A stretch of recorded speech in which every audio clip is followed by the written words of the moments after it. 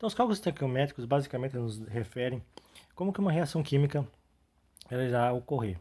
Então, aqui nós temos um exemplo, a fotossíntese. No CO2 absorvido da atmosfera ou do solo, juntamente com a água e a luz, que dá energia para que a reação ocorra, nas folhas, basicamente nos cloroplastos, são transformados em glicose, carboidratos. Então a reação em si, CO2 mais água, mais energia, formando oxigênio e glicose.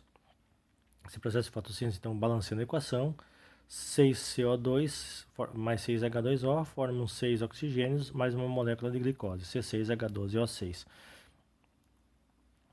Então, basicamente, se eu for levar em conta a razão molar dessa reação, 6 mols de gás carbônico reage com 6 mols de água, formando 6 mols de oxigênio e 1 mol de glicose.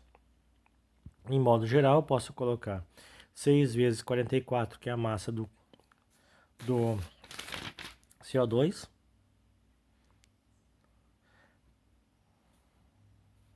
dá 144 gramas. Desculpa, 264 gramas. Mais 6 vezes 18, que é a massa da água. 108 gramas de água. Formam 196 gramas de oxigênio e mais 180 gramas de glicose. Então tá aqui, 44 gramas é a massa do CO2, 180 gramas é a massa da glicose. Então a equação aqui, se eu for fazer uma proporção dela, qual seria a massa de glicose produzida a partir de 66 gramas de CO2? Então a reação aqui é 264 gramas C6, 6 CO2, formam uma glicose. Então aqui eu vou colocar 264 gramas. Por quê? 5 vezes 44 é 220. Mais 44, 264. Forma 180.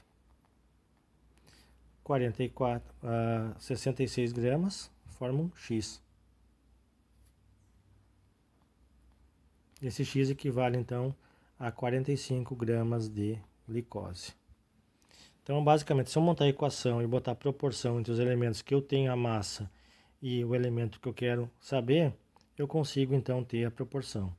Então, sempre que eu tiver uma reação química onde eu dou a massa de um reagente ou de um produto e quero saber do reagente do produto, eu simplesmente avalio a equação química, monto a equação química em relação aos elementos que eu quero avaliar, como seria a reação global, 264, que seriam 6 mols de CO2, formariam 180 gramas de glicose. Como no exercício diz que eu quero saber a massa de glicose produzida a partir de 66 gramas de CO2, basicamente eu coloco então aqui 66 para X. E através de uma regra de proporcionalidade, eu chego então a 45 gramas. Essa é a regra de proporção de Proust, tá? Alguns chamam de regra de 3, mas basicamente é a regra de proporção de Proust. Rendimento. O rendimento de uma reação, eu tenho que avaliar o rendimento teórico, que seria como que a reação iria se comportar de modo caso ela produzisse 100% de produto, e a massa real a ser obtida. E o rendimento então é dado pela quantidade real encontrada, dividido pela quantidade que deveria ser encontrada vezes 100.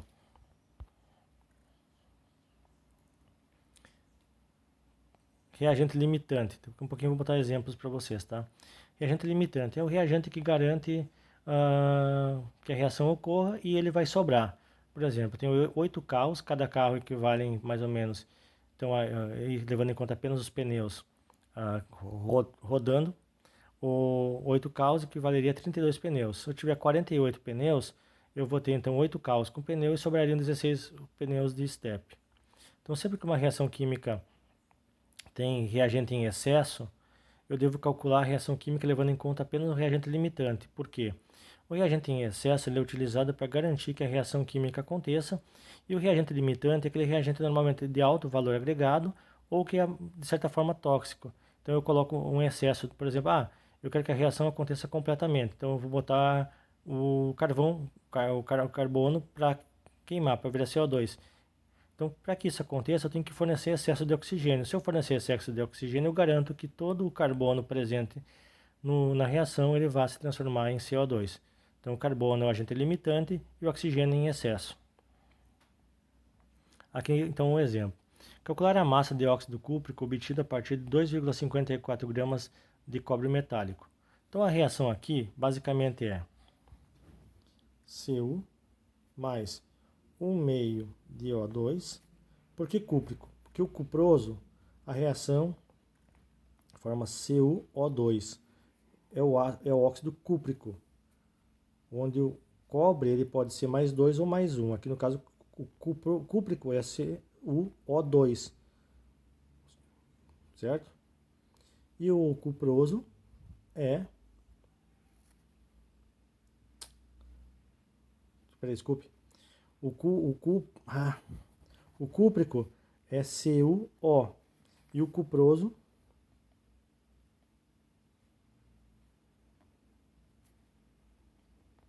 Cu2O, tá?